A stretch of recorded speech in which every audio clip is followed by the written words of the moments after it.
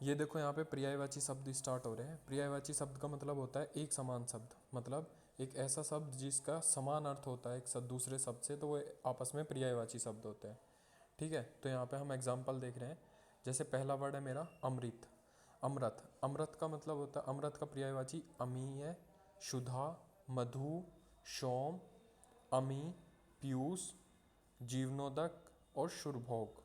इसी तरीके से अग्नि का जो पर्यायवाची होगा आग, वहिन, पावक, अनल, धूमकेतु, कृषाणु, दव, दाहन, ज्वाला और वैश्वानर, हुताशेन। इसी तरीके से अचल का होगा, अचल पहाड़ को बोलते हैं। इसके पर्यायवाची होंगे शैल, नग, गिरी, महीधर, पर्वत, स्थिर और दृढ़। अतिथि, अतिथि मतलब मेहमान होता है, तो मेहमान एक पर्यायवाची हो गया। पाहुन, आगुंतक, पाहुना और अभ्यागत। इसी तरीके से अरण्य, अरण्य का मतलब, अरण्य मतलब होता है जंगल। ठीक है, तो इसका पर्यायवाची विपिन, अटवी, कानन, वन, जंगल और कांतार होता है, कांतार। ठीक है, इसी तरीके से नेक्स्ट वर्ड आता है अनुपम। अनुपम के पर्यायवाची कौन कौन से होते हैं? जैसे अनोखा, अपूर्व, अद्भुत, अनूठा, अतुल, अद्वितीय या अनन्य, अनन्य। ठीक है, अश्व, अश्व तो पता ही होगा घोड़ा होता है, तो इसके पर्यायवाची बाजी भी बोलते हैं इसे, है, घोटक, सेंधव, तुरंग, रविपुत्र और घोड़ा। ठीक है, इसी तरीके से नेक्स्ट होता है अंतःपुर। अंतःपुर का जो पर्यायवाची होता है रैनिवास, भोगपुर और जनान खाना। ठीक है, नेक्स्ट वर्ड आता है अभिजात। अभिजात कौन होता है? ऊंची श्रेष्ठी, ऊंची, ऊंचे पद वाला। तो इसी तरीके से होगा उच्च, कुलीन, पूज्य या श्रेष्ठ जो होता है उसे अभिजात बोलते हैं। असुर, असुर वर्ड होता है, असुर में क्या होता है? असुर बोलते हैं दानव को। इसका पर्यायवाची धनुज, दिशाचर, राक्षस या रजनीचर और निशीचर, देवारी, इंद्रारी, यातुधान भी होता है। इसी तरीके से होता है अभिमान। अभिमान बोलते हैं घमंड को। घमंड इसका एक पर्यायवाची हो गया अह, अह, अहंकार का जो अह होता है उपसर्ग वाला वर्ड। गर्व, दर्प, मद, अहंकार और दंभ, ये क्या होता है? अभिमान का होता है। इसी तरीके से अंग, अंग मतलब होता है भाग, अंश। तो भाग, अंश, हिस्सा और अवयव, अवयव और घटक इसके पर्यायवाची होंगे। इसी तरीके से अंक का, अंक मतलब होता है अक्षर, नाटक, चिन्ह, सर्ग, हृदय, गोद और संख्या। ठीक है, अन्वेषण, अन्वेषण किसे बोलते हैं? खोज करने को, या अनुसंधान केंद्र जो होता है, अनुसंधान, जांच, शोध, पूछताछ या गवेषण करने वाले को। ठीक है, अब इसमें जो नेक्स्ट आ जाता है हमारे पाची, नेक्स्ट है अटूट। अटूट को बोलते हैं, इसका पर्यायवाची दृढ़ हो जाएगा, जो बिल्कुल कठोर हो। अपार, अखंडित, अजय, पुष्ट और मजबूत।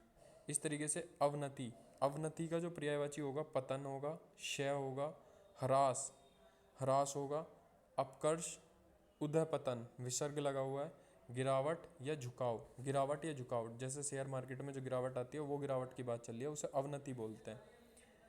इसी तरीके से अपार, अपार का जो पर्यायवाची होता है वो होता है असीम, अनंत, बेहद, बेशुमार और निस्सीम, ये होता है अपार। अप्सरा, कोई अप्सरा होती है तो उस अप्सरा का पर्यायवाची क्या होता है? शुरबाला, देवांगना, दिव्यांगना, सुरसुंदरी और देवबाला अप्सरा का जो पर्यायवाची होता है। अपमान, अपमान का पर्यायवाची क्या होता है? अवमान, अनादर, बेइज्जती, तिरस्कार करना किसी का, अपेक्षा करना, निरादर करना, ये सब अपमान के पर्यायवाची होते हैं। इसी तरीके से अंधकार, अंधकार का पर्यायवाची क्या हो जाएगा? तम हो जाएगा, तिमिर हो जाएगा, अंधियारा हो जाएगा, तमस हो जाएगा। और जो अंतर होता है, अंतर मतलब भिन्नता, भिन्नता, भेद, फर्क, फासला और असादृश्य, असादृश्य। इसी तरीके से अध्यापक, अध्यापक का क्या होगा? अध्यापक का पर्यायवाची क्या होगा? गुरु, आचार्य, शिक्षक और व्याख्याता, व्याख्याता जो व्याख्या करने वाला होता है वो होता है अध्यापक। अब यहाँ चलते हैं ये पर्यायवाची अध्यापिका। अध्यापिका देखो, अध्यापक का आचार्य था, अध्यापिका का आचार्य, ये आ का डंडा बाद में लग जाएगा। शिक्षिका और अध्यापयत्री, अध्यापित्री।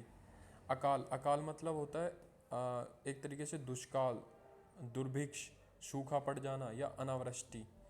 अशुद्ध, कोई चीज़ अशुद्ध जो होती है वो मतलब दूषित, अशुचि, मलिन, गंदा और ये अपवित्र, ये सभी इसके पर्यायवाची हैं।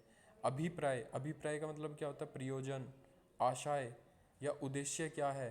मंतव्य, मतलब बात का तात्पर्य क्या है? तात्पर्य इसका पर्यायवाची होगा। और मंशा, कि मंशा क्या है? जैसे हम बोलते हैं कि तुम्हारी मंशा क्या है, तो तुम्हारा अभिप्राय क्या है।